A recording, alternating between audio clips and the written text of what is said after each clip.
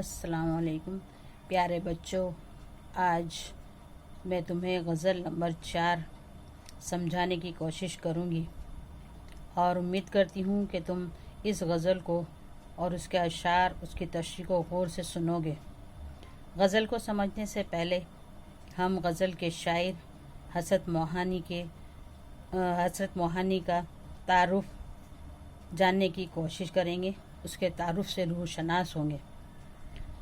तो हम देखते हैं कि हज़रत मोहानी किस तरह के शायर थे, उन्होंने किस तरह से शायरी का आगाज़ किया और उन्होंने आज़ादी की तहरीक में किस तरह से बढ़ चढ़कर हिस्सा लिया। हज़रत मोहानी का नाम सैयद फजलुल हसन हज़रत, कस्बा मोहान, ज़िला उन्नाव, यूपी में पैदा हुए। उन्होंने अरबी फ़ारसी घर पर ही पढ़ी थी और अंग्रेज़ी तालीम हासिल करने के लिए वो अलीगढ़ गए। अंग्रेज़ी तालीम के लिए वो स्कूल गए और अलीगढ़ से उन्होंने बीए का इम्तिहान पास किया। उसके बाद उन्होंने एक अदबी माहनामा उर्दू मौला जारी किया, जो अरसे दराज तक उर्दू ज़बान की खिदमत करता रहा। हज़रत मजहबी इंसान थे। उनका जहन हर किस्म के तासुबात से पाक था। तासुबात यानी तरफदारी, किसी एक बात पर जम जाना, तो कि उससे वो बहुत दूर थे। इनमें कमाल की अखलाकी जुरात थी। उनके अखलाक आला कमाल के थे। जो बात दिल में होती वही ज़बान पर लाते, यानी वो दिल के बहुत साफ़ थे। जो बात उनकी दिल में होती वही ज़बान पर आती थी। मुनाफ़िकत और तसन्नो से उन्हें दूर का वास्ता नहीं था। मुनाफ़िकत यानी मक्कारी, मुनाफिक, और तसन्नो यानी ज़ाहिरी दिखावा करना। तो कि ये जो बुराइयां थीं उससे उनका दूर तक भी वास्ता नहीं था। खुददारी, बेबाकी, उसूल पसंदी, सादगी और खुलूस इनकी नुमायां औसाफ थे। खुददारी यानी कनात, बेबाकी यानी निडरता, उसूल पसंदी यानी उसूलों को पसंद करना, उस पर अमल करना, सादगी और खुलूस यानी सच्ची मोहब्बत, सच्चाई उनके नुमायां औसाफ थे, यानी औसाफ जमा है वस्फ की, यानी खूबियाँ थी उनकी। हसरत को तालिब इल्मी के ज़माने से शेर व शायरी का शौक़ था, लेकिन वह तहरीक आज़ादी में भी अमली तौर पर शरीक रहे। कि शेर व शायरी तो करते ही थे, लेकिन हिंदुस्तान के हालात को देखकर कि हिंदुस्तान जो है अंग्रेज़ों के कब्ज़े में था और ग़ुलामी से आज़ाद कराना बहुत ज़रूरी था, इसीलिए वो भी तहरीकी आज़ादी के अमली काम में जुड़ गए। कौम के बड़े रहनुमाओं में उनका शुमार होता था। उनके रिसाले उर्दू मौला की ज़मानत ज़ब्त कर ली गई, यानी जब उन्होंने बढ़ चढ़ कर हिस्सा लिया तो उनके जो रिसाले निकलते थे जिसके ज़रिए वो लोगों को बेदार करते थे, तो उसकी ज़मानत जो थी ज़ब्त कर ली गई। उन्होंने कई बार क़ैद व बंद की सऊबतें बर्दाश्त की, यानी कई बार वो जेल भी गए, सऊबतें यानी तकलीफ़ें बर्दाश्त की, लेकिन आज़ादी कामिल के सिलसिले में किसी समझौते के कायल न थे। लेकिन वो आज़ादी मुकम्मल आज़ादी हासिल करने के लिए वो अंग्रेज़ों से किसी भी तरह का समझौता करना नहीं चाहते थे। मुकम्मल आज़ादी का नारा सबसे पहले उन्होंने ही बुलंद किया था। कि मुकम्मल आज़ादी का नारा जो था वो सबसे पहले वो ही बुलंद करने वाले थे, सबसे आगे थे और लोगों में बेदारी का काम शुरू कर दिया था और लोगों को बेदार कर रहे थे। जो ये बात अंग्रेज़ों को पसंद नहीं थी और वो उनकी इस तहरीक को कुचलना चाहते थे। उर्दू गज़ल को असर नौ मकबूल बनाने में हज़रत मोहानी का बड़ा हाथ है। कि उर्दू गज़ल को जो है असर और नए सिरे से मकबूल बनाने में, उसे मशहूर करने में हज़रत मोहानी का सबसे बड़ा हाथ है। उन्होंने गज़ल को तहज़ीब, आशिकी की शाइस्ता ज़बान से आशना किया और दर्द व असर के साथ शीरीनी, दिलकशी, तर्ज़ अदा में शिगुफ्तगी और लताफ़त पैदा की। हज़रत मोहानी ने अपनी गज़ल में इश्क या मज़ामीन के अलावा कौमी सियासत, कौमी यकजहती पर मबनी मज़ामीन भी दाखिल किए। उन्होंने पुराने शौरा का एक बहुत उम्दा इंतखाब सुखन के नाम से जो 14 जिल्दों में शाये किया। इस इंतखाब के ज़रिए कई ऐसे शौरा का कलाम महफूज हो गया और दूर दूर तक पहुँचा जो पर्दाए गुमनामी में थे। कि उन्होंने बहुत सारे शौरा का कलाम जो कि शायर लोगों तक नहीं पहुँचे थे, जिनके कलाम और लोग उन्हें नहीं जानते थे, गुमनामी में थे, तो ऐसे शोरा का कलाम भी उन्होंने इकट्ठा किया और 14 जिल्दों में शाये किया, और वो कलाम दूर दूर तक पहुंचा और उन शोरा की भी शोहरत हुई। हसरत मोहानी ने नवाब असगर अली खान नसीम के शागिर्द मुंशी अमीरुल्लाह तस्लीम की शागिर्दी इख्तियार की। इस तरह से ये था हजरत मोहानी का तारुफ। अब हम देखेंगे कि गज़ल किसे कहते हैं।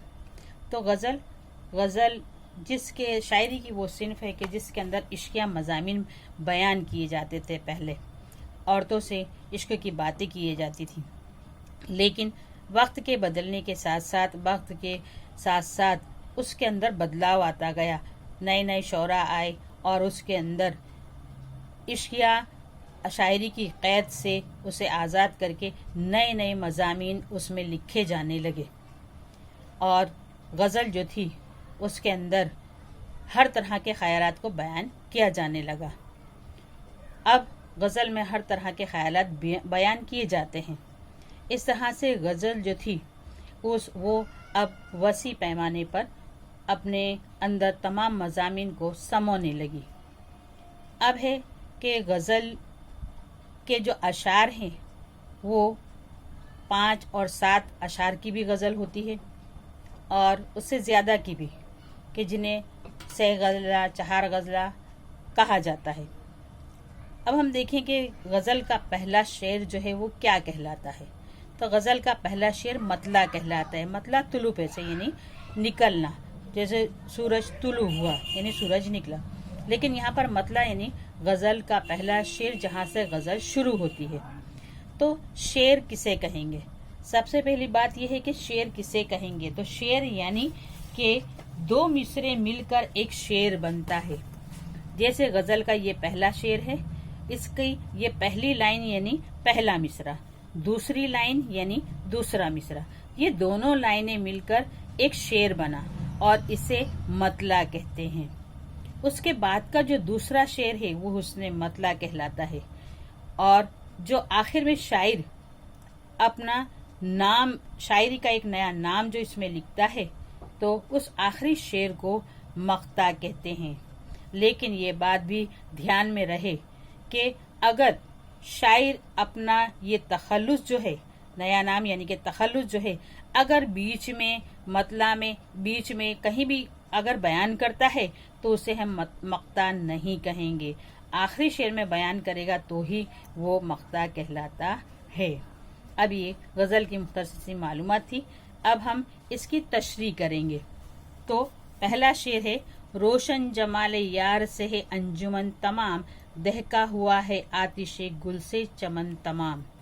तो ये शेर हसरत मोहानी की गज़ल से लिया गया है, और इसमें उन्होंने अपने महबूब की खूबियां बयान की हैं। तो वो कहते हैं कि रोशन जमाल यार से है अंजुमन तमाम।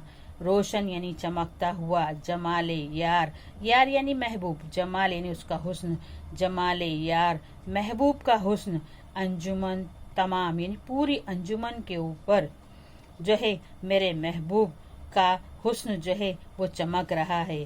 दहका हुआ है आतिशे गुल से चमन तमाम, के दहका हुआ है, दहकना यानी आग का जोरों शोर से जलना, आतिशे गुल तो गुल यानी फूल, आतिश यानी आग, आतिशे गुल फूलों की आग, उससे मुराद है सुर्ख फूल, चमन तमाम के पूरे चमन में सुर्ख रंग के फूल खिले हुए हैं। उन्हें देखकर ऐसा लगता है जैसे चमन जो है दहक रहा है।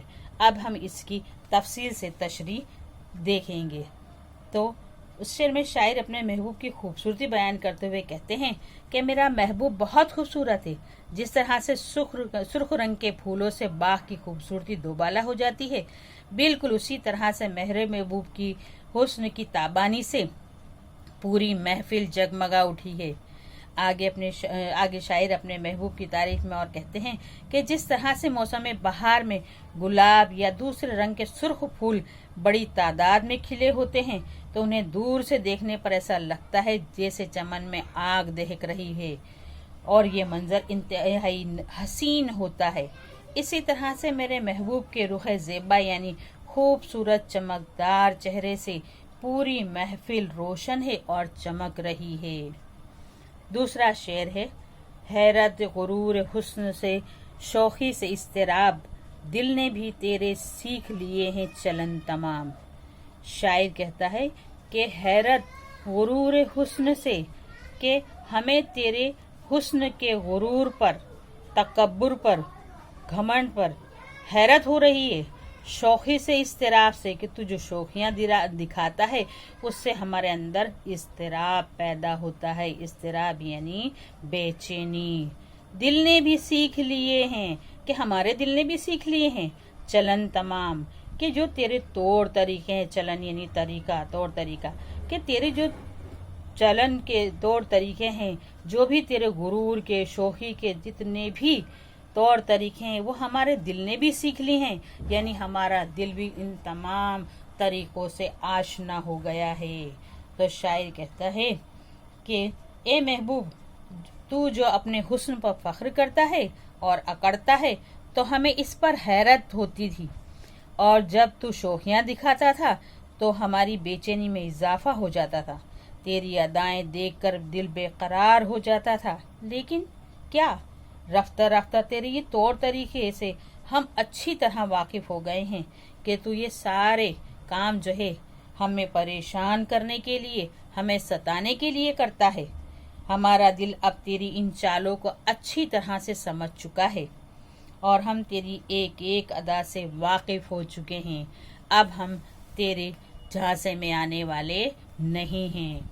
तीसरा शेर है, देखो तो चश्मे यार की जादू निगाहियां, बेहोश एक नजर में हुई अंजुमन तमाम। शायर कहता है कि देखो तो चश्मे यार की, चश्मे यार यानी महबूब की आंखें, तो कि जादू निगाहियां यानी उसकी आंखों की जादू निगाहियां तो देखो, उसकी आंखों का जादू तो देखो। बेहोश एक नजर में हुई, कि जब वो अपनी नजरें महफिल पर डालता है, अंजुमन पर डालता है, तो एक ही नजर में पूरी महफिल जो है वो बेहोश हो जाती है, पूरी अंजुमन बेहोश हो जाती है, वो लोग बेखुद हो जाते हैं। यानी उसकी आंखों में ऐसा जादू है कि वो जिस पर नजर डालता है वो बेखुद हो जाता है। तो फिर से देखेंगे तशरीह। ये शेर हसरत मोहानी की गज़ल से लिया गया है।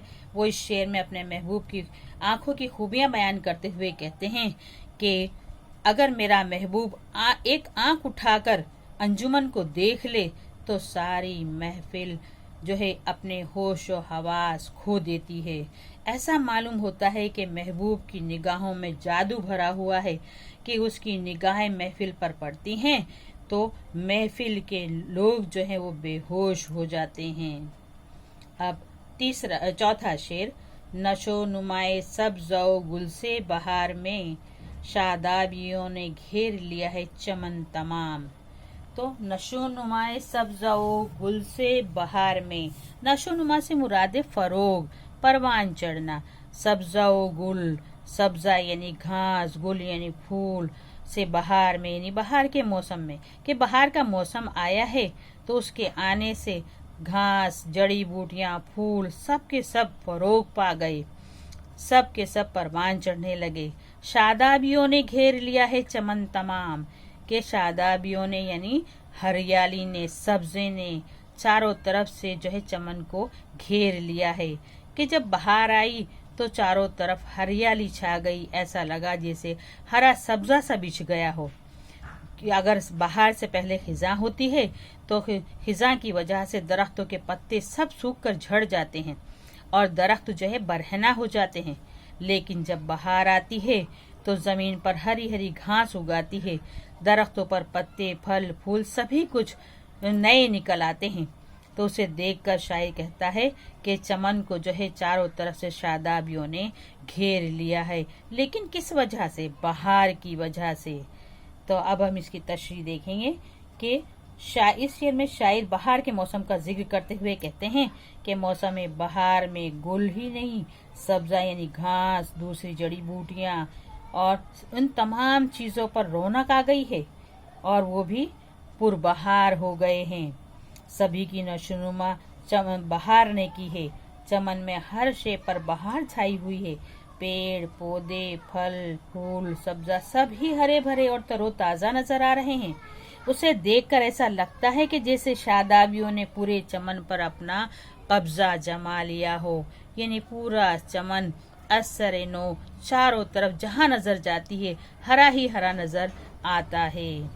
अब उसके बाद का शेर, पांचवा शेर है, अच्छा है अहले जोर किए जाएं सख्तियां, फैलेगी यूं ही शोरिशे हुब्बे वतन तमाम। शायर जो है अंग्रेजों से मुखातिब उन्हें ललकारते हुए कहते हैं कि अच्छा है अहले जोर किए जाएं सख्तियां, कि अंग्रेजों की तरफ इशारा है। अहले जोर से मुराद है अंग्रेज, के सख्तियां किए जाएं कि हिंदुस्तान के लोग जो हैं वो आज़ादी, तहरीक आज़ादी के लिए बेदार तो हुए हैं लेकिन इतनी अच्छी तरह नहीं। अगर अंग्रेज इन पर और ज़्यादा जुल्म करेंगे तो इनके अंदर और ज़्यादा बेदारी आएगी, लोग और जोश व खरोश के साथ आज़ादी में हिस्सा लेंगे और उनकी तहरीक आगे से आगे बढ़ती चली जाएगी। फैलेगी यूं ही शोरिशे हुब्बे वतन तमाम, के पूरे वतन के अंदर जो है वतन की मोहब्बत का जज्बा शोर गुल जो है मच जाएगा और जो लोग गफलत में हैं वो भी बेदार हो जाएंगे। तो शायर कहते हैं कि अंग्रेज जो थे वो ये समझते थे कि अगर हम इन पर सख्तियां करेंगे तो सख्ती करने की वजह से हिंदुस्तान के लोग जो हैं डर कर बैठ जाएंगे और वो हमारा मुकाबला नहीं कर सकेंगे। इस तरह से हम हिंदुस्तान के ऊपर अपना कब्जा जमा लेंगे। लेकिन उन्हें पता नहीं था कि उनकी सख्तियां जो हैं वो तहरीकी आज़ादी के लिए एक जोश, एक वलवला पैदा कर रही हैं कि जिसके सबब पूरे हिंदुस्तान के लोग जो हैं बेदार हो रहे हैं। शायर के अब तशरीह देखेंगे। शायर हसरत एक अच्छे शायर ही नहीं थे बल्कि एक बड़े लीडर भी थे। हमने उनके तारुफ में देखा कि उन्होंने ही आज़ादी की तहरीक का नारा जो है बुलंद किया था। वो जोशीले मुहिब्बे वतन सियासी रहनुमा भी थे। उन्होंने अपनी तहरीरों और तकरीरों में अंग्रेज़ों के जुल्म सितम और मुल्क की गुलामी के खिलाफ आवाज़ उठाई थी। वो पहले रहनुमा थे कि जिन्होंने पूरी आज़ादी का नारा भी दिया था। अंग्रेज उन्हें अपना दुश्मन और मुखालिफ समझते थे क्योंकि वो जानते थे कि अगर ये लोगों को बेदार करने का काम करेगा तो लोग इसकी आवाज़ पर एक साथ तहरीक में शामिल हो जाएंगे। इसीलिए वो उनकी आवाज़ को दबाना चाहते थे। उन्हें इसी तहरीक की, आज़ादी की तहरीक की वजह से उन्हें कई बार जेल में भी जाना पड़ा। उनकी प्रेस और दूसरा सामान भी जब्त कर लिया गया। उन्हें हर तरह से परेशान करने की कोशिश की गई ताकि ये तहरीक आज़ादी में बढ़ चढ़कर हिस्सा न लें, लोगों को बेदार न करें। इसके बावजूद भी उनकी तहरीक की सरगर्मियों में कोई कमी न आई और वो अगर जेल भी जाते तो वहाँ पर भी शेर लिखते थे और जेल की सज़ा यानी चक्की भी पीसते थे। इस तरह से उन्होंने तहरीक आज़ादी में बढ़ चढ़कर हिस्सा लिया। तो हसरत कहते हैं कि ए अंग्रेजों, तुम हम पर जितना चाहे उतना जुल्म कर लो और तुम्हारी सख्तियाँ और तुम्हारे जुल्म सितम हमारी आज़ादी के जज्बे को कम करने वाले नहीं हैं। जितनी तुम सख्तियाँ हम पर करोगे उतना ही हमारा जो जज्बा है वो बढ़ता ही चला जाएगा और वतन से मोहब्बत करने वाले हिंदुस्तानी अंग्रेज़ों के खिलाफ हंगामा करते ही रहेंगे और तुम्हारे खिलाफ ये हंगामा बढ़ता रहेगा। ये मत सोचो कि हमारी तहरीक आज़ादी जो है तुम्हारे जुल्म सितम के आगे घुटने टेक देगी, ऐसा कभी नहीं होगा और ये तहरीक उनकी सख्तियों के सबब और ज़्यादा आगे बढ़ती चली गई।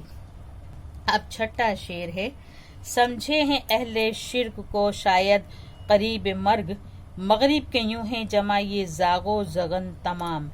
शायर कहते हैं कि समझे हैं अहले शिर्क को शायद करीब मर्ग, के मशरिक के लोगों को इन्होंने ऐसा समझ लिया है, यानी बरतानिया यूरोप के लोगों ने ऐसा समझ लिया कि हमने हिंदुस्तानियों को इतना ज़्यादा परेशान किया है कि अब ये मौत के करीब आ गए हैं और मौत के करीब आ गए हैं यानी अब ये हमारे कब्जे में आने वाले हैं।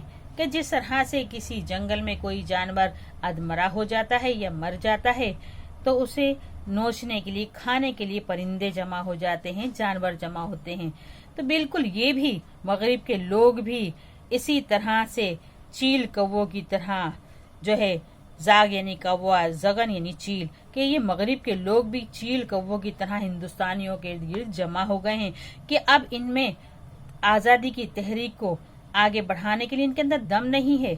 अब इनका जज्बा जो है वो ठंडा हो गया है। अब हम इन पर अच्छी तरह से काबिज हो सकते हैं। लेकिन ये उनकी भूल थी कि हिंदुस्तानी किसी भी तरह से हार मानने के लिए तैयार नहीं थे। अब हम तफसील से देखेंगे।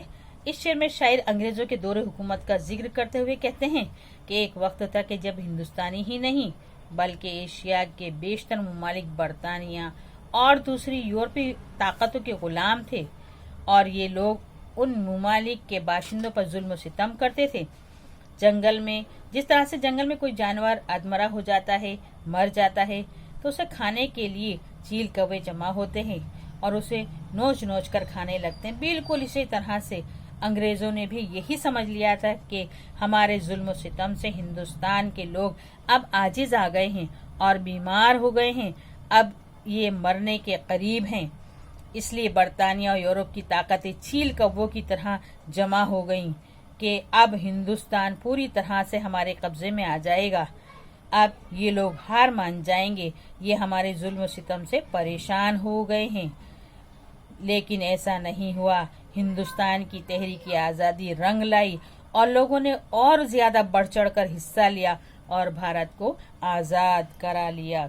आखिरी शेर है, मक्ते का शेर है, जिसमें शायर ने अपना तखल्लुस मीर जो है इस्तेमाल अपना तखल्लुस हसरत इस्तेमाल किया है। शीरीनी नसीम है सोजो गुदाज मीर, हसरत तेरे सुखन पे है लुत्फे सुखन तमाम, कि यहाँ पर शायर ने अपना तखल्लुस जो है हसरत इस्तेमाल किया है। और ये जो है दूसरे शौरा हैं जिनके तखल्लुस दिए गए हैं, मीर और नसीम और मीर, ये दूसरे शौरा के तखल्लुस हैं। तो इसके अंदर शायर जो है अपने हसरत जो है अपने कलाम की तारीफ करते हैं कि मेरे कलाम में दिगर शौरा की भी खूबियाँ मौजूद हैं और मेरा कलाम जो है बहुत ही उम्दा है। तो इस शेर में शायर कहते हैं, अपनी कलाम की तारीफ बयान करते हुए कहते हैं कि उनके कलाम में असगर अली खान नसीम की तरह की मिठास है और मीर के कलाम जैसी मुलायमत है और दुख दर्द का बयान भी मिलता है। यानी उनके कलाम में इन दोनों शायरों का रंग मौजूद है। इस तरह उनके अशार में शायरी का पूरा लुत्फ मौजूद है। उसमें मुख्तलिफ अंदाज़े बयान और खूबियाँ यकजा हो गई हैं, यानी ये तमाम खूबियाँ इनके कलाम पर ख़त्म हो गई हैं। इसलिए शायर अपने कलाम की तारीफ बयान करते हैं। तो बच्चों, ये गज़ल लोगों के समझ में आ गई होगी। अब इसके अंदर जो अशार ये टिक किए हुए हैं, ये अशार की तशरीह आप लोगों को याद भी करनी है और लिखनी भी है। अल्लाह हाफ़िज़।